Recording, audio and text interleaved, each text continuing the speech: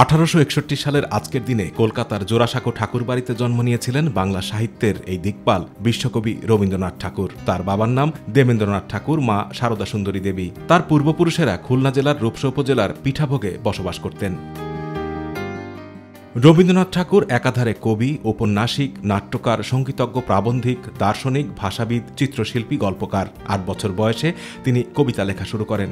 1874 সালে তত্ত্ববোধিনী পত্রিকায় তার প্রথম লেখা অভিলাষ প্রকাশিত হয়। অসাধারণ সৃষ্টিশীল লেখক ও সাহিত্যিক হিসেবে সমসাময়িক বিশ্বে তিনি খ্যাতি লাভ করেন। বিশ্বের বিভিন্ন ভাষায় তার সাহিত্যকর্ম অনুদিত ও পাঠ্যসূচিতে সংযোজিত হয়েছে। রবীন্দ্রনাথ ঠাকুর 1913 সালে তার কবিতা সংকলন গীতাঞ্জলির জন্য নোবেল পুরস্কার লাভ করার পর প্রথম এশীয় ব্যক্তি হিসেবে নোবেল বিজয়ী হন।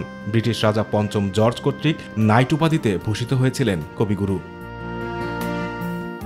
লেখালেখির পাশাপাশি বিশ্বকবি 1901 সালে পশ্চিমবঙ্গের শান্তিনিকেতনে ব্রহ্মচর্যাশ্রম প্রতিষ্ঠা করেন। এরপর থেকেই কবিগুরু সেখানেই বসবাস শুরু করেন। 1905 সালে বঙ্গভঙ্গ বিরোধী আন্দোলনে জড়িয়ে পড়েন তিনি। 1921 সালে গ্রাম উন্নয়নের জন্য শ্রীনিকেতন নামে একটি সংস্থা প্রতিষ্ঠা করেন। 1923 সালে আনুষ্ঠানিকভাবে বিশ্বভারতী প্রতিষ্ঠিত হয়। 1891 সাল থেকে বাবার আদেশে কুষ্টিয়ার শিলাইদহে, পাবনা, নাটোর ও উড়িষ্যার জমিদারিগুলো তদারকি শুরু করেন রবীন্দ্রনাথ ঠাকুর। শিলাইদহে তিনি দীর্ঘদিন অতিবাহিত করেন। এখানে জমিদার বাড়িতে তিনি অসংখ্য কবিতা ও গান রচনা করেছিলেন। 1901 সালে শিলাইদহ থেকে সপরিবারে কবি বোলপুরে শান্তিনিকেতনে চলে যান। 1878 থেকে 1932 সাল পর্যন্ত 5টি মহাদেশের 30টিরও বেশি দেশ ভ্রমণ করেন তিনি। 1348 বঙ্গাব্দের 22 শ্রাবণ কলকাতার পৈতৃক বাসভবনে মৃত্যুবরণ করেন বিশ্বকবি রবীন্দ্রনাথ ঠাকুর।